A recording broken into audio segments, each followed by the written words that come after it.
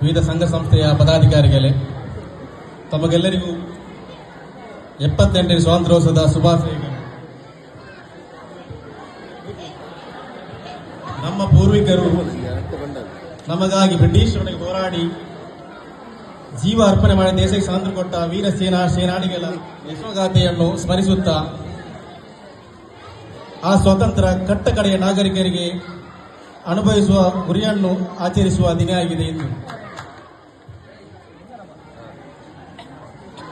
ನಮ್ಮ ಪೂರ್ವಿಕರು ಜಾತಿ ಧರ್ಮ ಭೇದ ಭಾವವಿಲ್ಲದೆ ಎಲ್ಲರಿಗೂ ಸ್ವತಂತ್ರ ಸಿಗಬೇಕೆಂಬ ಎಲ್ಲರಿಗೂ ಉತ್ತಮ ಸ್ವಾತಂತ್ರ್ಯ ಜೀವನ ಕನಸನ್ನಿಟ್ಟುಕೊಂಡು ಬ್ರಿಟಿಷರಿಂದ ಈ ದೇಶವನ್ನು ವಿಮೋಚನೆಗೊಳಿಸಿದ್ದಾರೆ. ಆದರೆ ಸ್ವತಂತ್ರ ಕಳೆದು 75 ವರ್ಷಗಳು ಕಳೆದರೂ ಕೂಡ ಅವರ ಕನಸುಗಳು ನನಸಾಗಿದೆ ಎಂದು ನಾವು ಆಲೋಚಿಸಬೇಕಾದ ಸಂದರ್ಭದಲ್ಲಿ ನಾವಿದ್ದೇವೆ. ಅವರ ಕನಸನ್ನು ನನಸಾಗಿಸಲು ಪ್ರತಿಯೊಬ್ಬ ನಾಗರಿಕರು ನಾವು ಪ್ರಯತ್ನಿಸಪಡಬೇಕು. ದಿನ ಬೆಳಕಾದರೆ ಧರ್ಮದ ಹೆಸರಿನಲ್ಲಿ ಜಾತಿಯ ಹೆಸರಿನಲ್ಲಿ ಸುದ್ದಿಗಳಾಗುತ್ತಿರುವಾಗ ಪರಸ್ಪರ ನಾವು ಒಂದುಗೂಡಿ ಈ ಸ್ವಾತಂತ್ರ್ಯ ಪ್ರತಿಯೊಬ್ಬ ನಾಗರಿಕನಿಗೂ ತಲುಪುವಂತೆ ಮಾಡಲು ನಾವು ಹೆಜ್ಜೆ ಇಡಬೇಕಾದ ಸಂದರ್ಭದಲ್ಲಿ ನಾವಿದ್ದೇವೆ. ನಮ್ಮ ಪೂರ್ವಿಕರು ಮಾಡಿದಂತಹ ತ್ಯಾಗ ಬಲಿದಾನ ಏನಿದೆಯೋ ಅದನ್ನು ವ್ಯರ್ಥ ಮಾಡದೆ ನಾವು ಯಾವ ಉದ್ದೇಶವನ್ನಿಟ್ಟು ನಮ್ಮ ಪೂರ್ವಿಕರು ನಮಗೆ ಸ್ವಾತಂತ್ರ್ಯವನ್ನು ತಂದುಕೊಟ್ಟಿದ್ದಾರೆ ಅದನ್ನು ನಾವು ಪೂರೈಸುವಂತಹ ಕಾರ್ಯ ನಾವು ಮಾಡಬೇಕಾಗಿದೆ.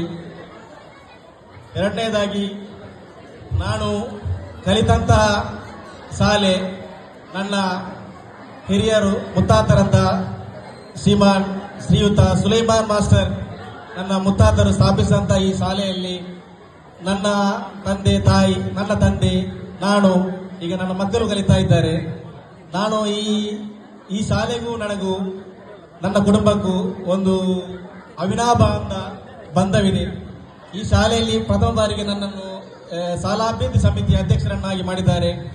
ನಾನು ಕಲಿಯುವಂಥ ಸಂದರ್ಭದಲ್ಲಿ ಇಲ್ಲಿ ಶಾಲೆ ಹೇಗಿತ್ತು ಅಂತ ಹೇಳಿದ್ರೆ, ಎಲ್ಲ ಜಾತಿ ಧರ್ಮದವರು ಒಂದುಗೂಡಿ ಒಂದೊಂದು ತರಗತಿಯಲ್ಲಿ ಡಿವೈಡ್ ಮಾಡಿ ABC ಅಂತ ಒಂದು ಪರಿಸ್ಥಿತಿ ಇಲ್ಲ ಇತ್ತು.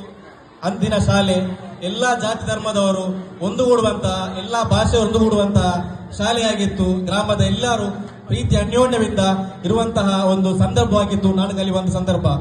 ಈಗ ನೋಡಿದರೆ ಇದು ಒಂದು ಸಮುದಾಯಕ್ಕೆ ಮಾತ್ರ ಸೀಮಿತವಾಗಿ ಈ ಶಾಲೆ ನಡೀತಾ ಇದೆ.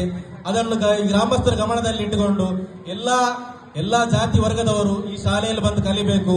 ನಮ್ಮ ಸರ್ಕಾರಿ ಶಾಲೆಯನ್ನು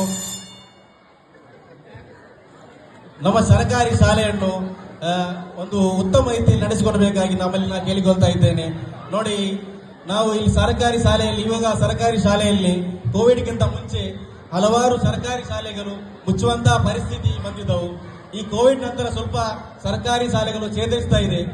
ಇದಕ್ಕೆ ಕಾರಣ ಜನರಲ್ಲಿ ಆರ್ಥಿಕವಾಗಿ ಕೆಲವರು ಹಿಂದುಳಿದಿದ್ದಾರೆ. ಆರ್ಥಿಕವಾಗಿ ಸಂಕಷ್ಟ ಆಗಿದ ಕಾರಣ ನಾವು ಸರ್ಕಾರಿ ಶಾಲೆ ಕೆಲವರು ಇಲ್ಲಿ ಸೇರಿಸಿದ್ದಾರೆ. ನೋಡಿ, ನಾವು ನಮ್ಮ ಮಕ್ಕಳನ್ನು LKG UKG first standard second standard ನಾವು ಈ ಖಾಸಗಿ ಶಾಲೆಯಲ್ಲಿ ನಾವು ಫೀಸ್ ಕೊಟ್ಟು ಕಲಿಸುವಂತಹ ಫೀಸ್ನಲ್ಲಿ ನಾವು ಡಿಗ್ರಿವರೆಗೆ ಕಲಿಬಹುದು ಸರ್ಕಾರಿ ಶಾಲೆಯಲ್ಲಿ. ಅದರ ಖರ್ಚನ್ನು ಇಟ್ಟರೆ ನೋಡಿ, ನಾವು ಕೆಲವು ನಮ್ಮ ಹೆತ್ತವರಿದ್ದಾರೆ, ಪೋಷಕರಿದ್ದಾರೆ, ತಮ್ಮ ದುಡಿಮೆಯ 65% ದುಡಿಮೆ ಇದನ್ನು ವಾರ್ಷಿಕ ಆದಾಯವನ್ನು ತಮ್ಮ ಶಿಕ್ಷಣದ ಮಕ್ಕಳಿಗಾಗಿ ವಿನಿಯೋಗಿಸುತ್ತಾರೆ.